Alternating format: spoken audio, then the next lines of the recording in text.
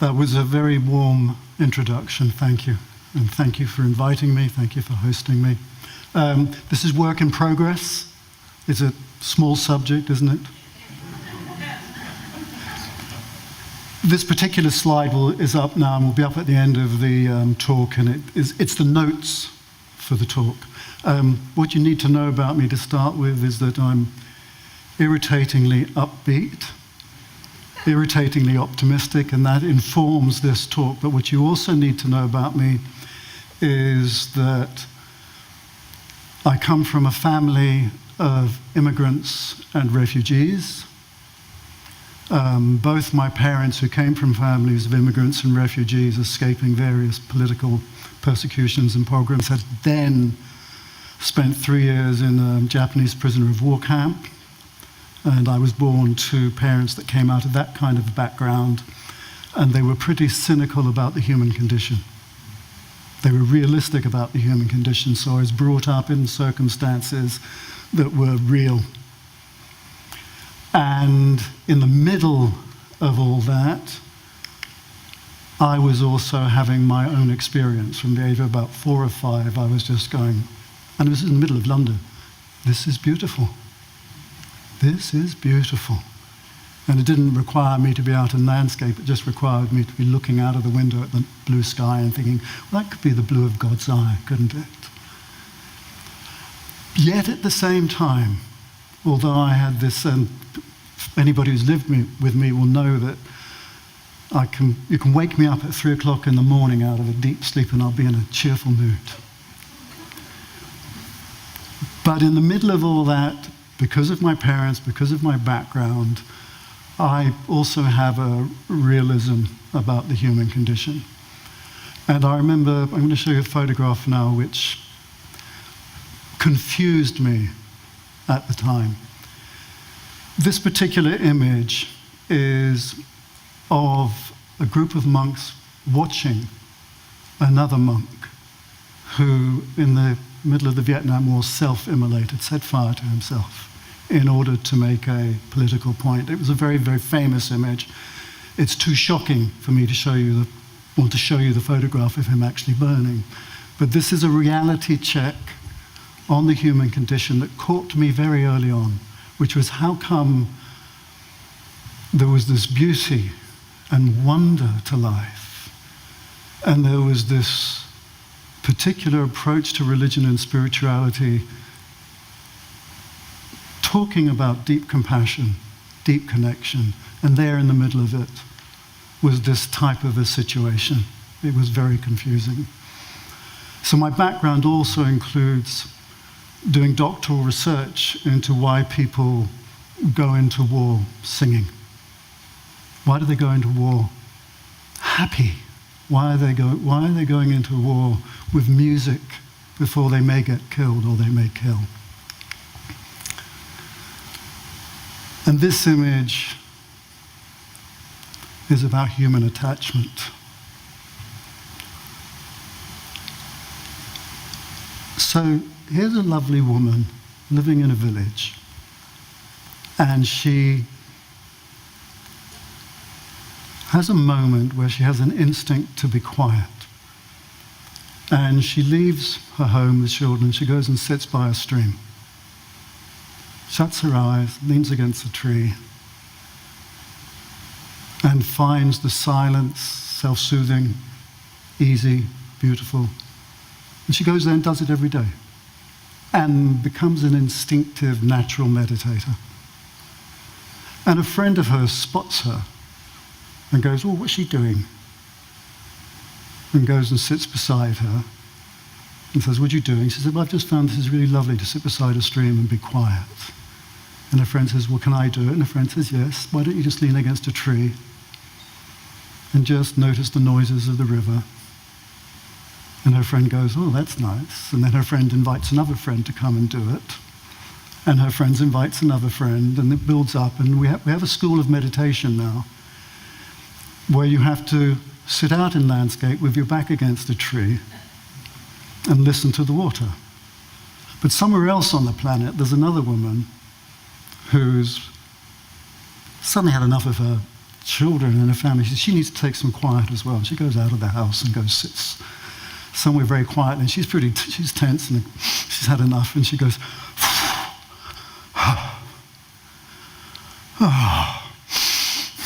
starts to breathe. And another friend sees her and says, "What are you doing?" And she says, "Look, I'm sitting quietly. It's really good for me. And this is what I do with my breath in order to chill myself out." And her friend says, "Well, that's a great idea. I'm going to do it as well." And she calls another friend in. We now have another school of meditation, which is about 100 miles away, where they're using breath in a certain way. And over here, we've got another school of meditation where you have to sit beside a tree. And what's happened is the little ducklings have attached. They've attached to their idea of how to do it. And throughout religion and spirituality, you can see exactly the same problem. I like to focus particularly on men's hairdos. Somewhere along the line, there's a guy who has a great mystic experience. He has lots of hair, and because of the way the monkey mind works, he interprets it as, "Oh, my hair is like an electric antenna, so everybody in his group now has to grow long hair in order to catch the God vibes." But somewhere else, there's another guy who's decided, because he's going bald, right, that the only way you can catch the God vibes is if you've got a bald pate. And there's somewhere else on the planet where someone's put a ponytail on top of their head so that God can pull him up.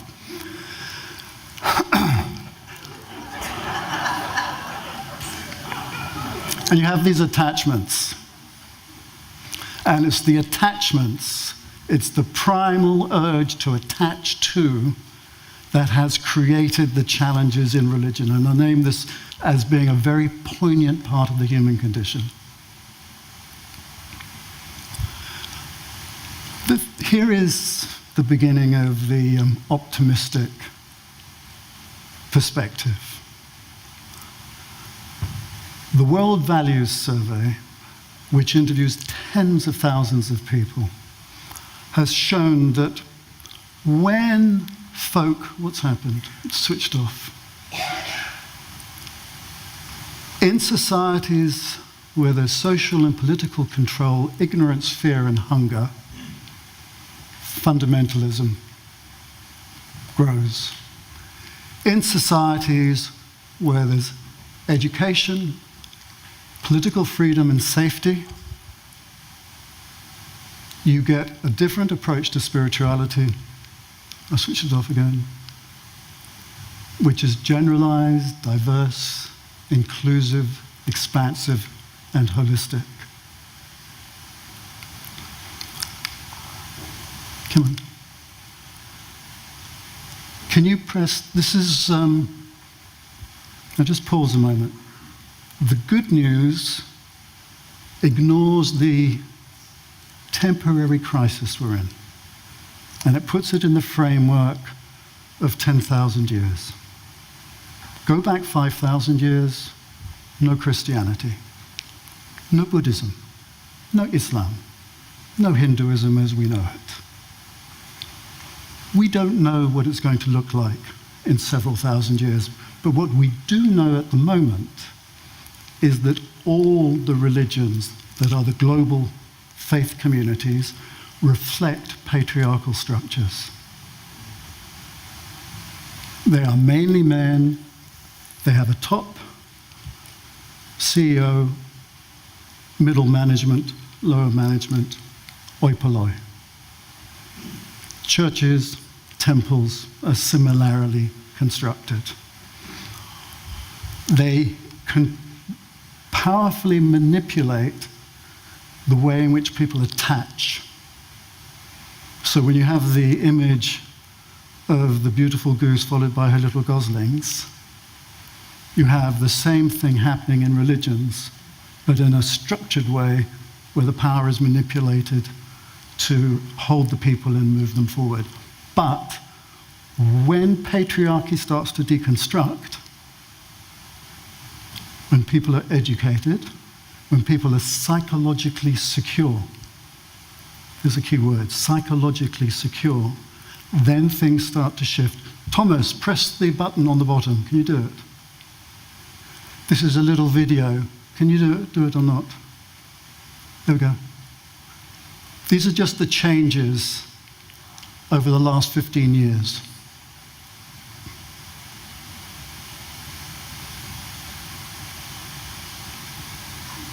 Okay.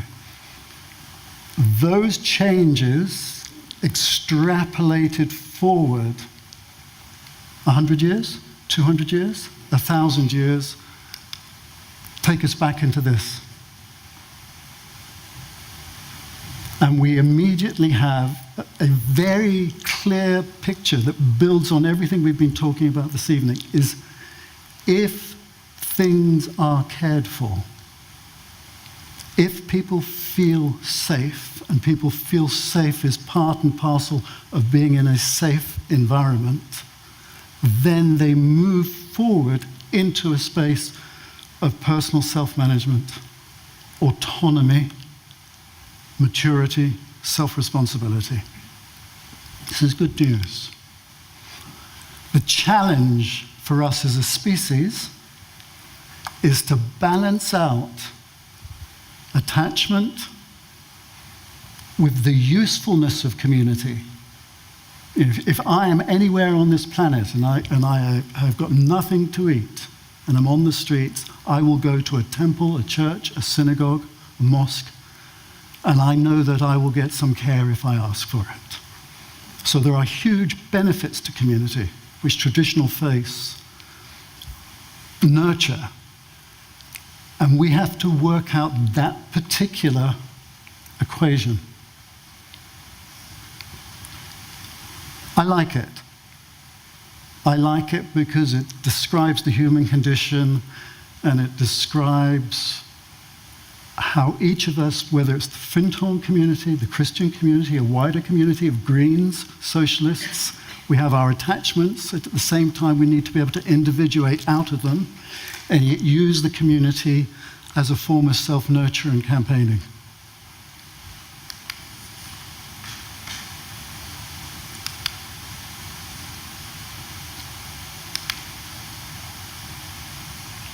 Emphasis. As we move culturally and socially into a frame of mind that has psychological security and therefore can explore with mature autonomy spirituality, we see what we at Findhorn, for example, are very familiar with, choices in how you do spirituality. Dance, yoga, meditation, food, singing, caring. In the program we've developed, for example, in the Spiritual Companions Trust, we do something which is very normal, which is we ask people, in what circumstances do you most easily connect with the wonder and beauty of life? We don't tell them how to do it. We ask, how do you do it? Where do you do it? And what kind of style do you do this in? Are you an introvert? You're an intellectual? You are a recluse, a radical, a purist, a psychic? What is your style? And we build on what a person's natural and individualistic approach to spirituality is. And you need to hear this. In situations where people feel safe, this is what is normal. It's normal to explore. If you like wine, it's not normal to just stay with one type of wine you taste. If you like music, it's not normal to stay with one type of music. You explore different types of music in order to understand what touches your heart most, what you want to explore, what you want to deepen. And spirituality is similar. It's not something to be boxed in. And we're seeing this happening all across the world, to the irritation of people who are deep in their own faith communities. They look at us, accuse us of being a supermarket approach to spirituality, a smorgasbord approach. But in actual fact, it's a mature, autonomous, self-responsible, self-managing exploration of spirituality and religion in general. And it is a profound and important step forward.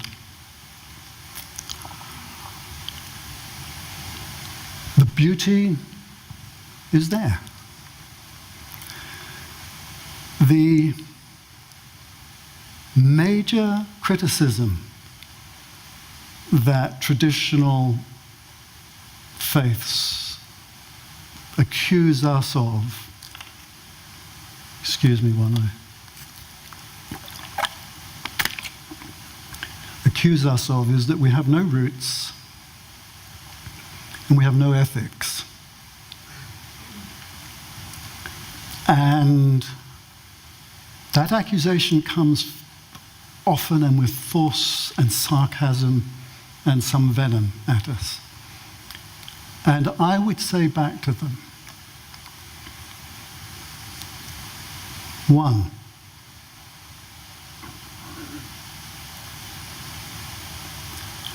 we plait together, we intertwine the ethics of all the world's faiths so that they are not in competition with each other, but they are unified, woven together to make an even stronger ethic where there is absolutely no disagreement about love thy neighbor, do not kill, do unto others as you would have done unto yourself, the golden rule. It's plaited together so it's stronger. Two, secondly, we belong to the first generation where mass society as a whole is beginning to adopt green ethics and a deep understanding that our relationship with the earth is not just to do with sustainability, not just to do with the future of humanity, but is to do with our community, with all living things. So we have the plait of all the world's religions. We have green ethics. More than that, we have another set of ethics, and we are the first generation to push this one through, emerging out of all the developmental psychology of the last 100 years, is the absolute clear understanding that babies, children, teenagers, adults, older people need love and affection in order to develop healthily and in order to create healthy societies.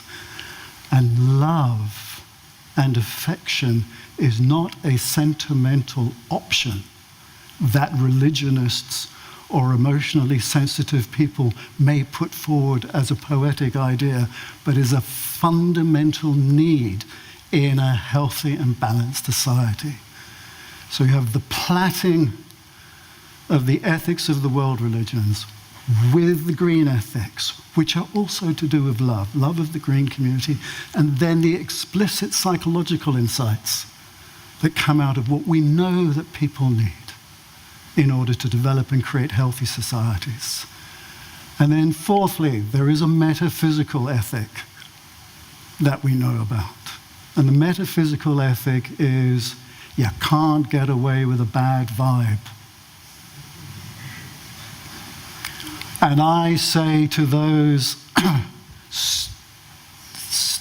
flat earth scientific types who say there's no such thing as vibes, I will say to them, when you rented or bought your home, your flat, your apartment, did you not check out the atmosphere of the place? And they go, yes, of course I did. And I go, yeah. You know, if your partner or your teenage children come home in a bad mood, do you not feel it the moment they walk in the door? And they go, yes. And I go, fine. So we bring in there will be a normalization of a certain type of metaphysics which recognizes the linking between thought, emotion, consciousness, mood, and how that affects other people, and the notion of what's called social contagion in social sciences, that our moods affect other people, will be mapped out in terms of our vibes. So we now have four clear, deep sets of ethics: the plaiting of the world's religions ethics, deep green love for the community of life that we're part of, and an absolute necessity to give each other love and affection, because that's what we need to develop and create a good society, and have a good vibe.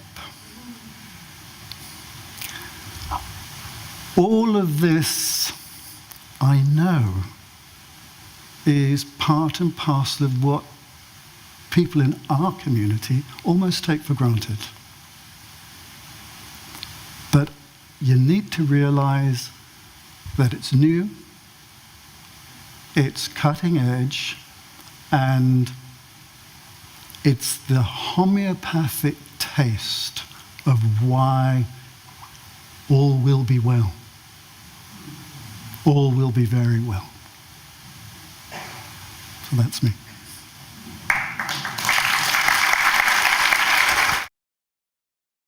Yeah. I've got two thoughts. One is always, always, always keep on campaigning. Keep on campaigning. Keep on campaigning.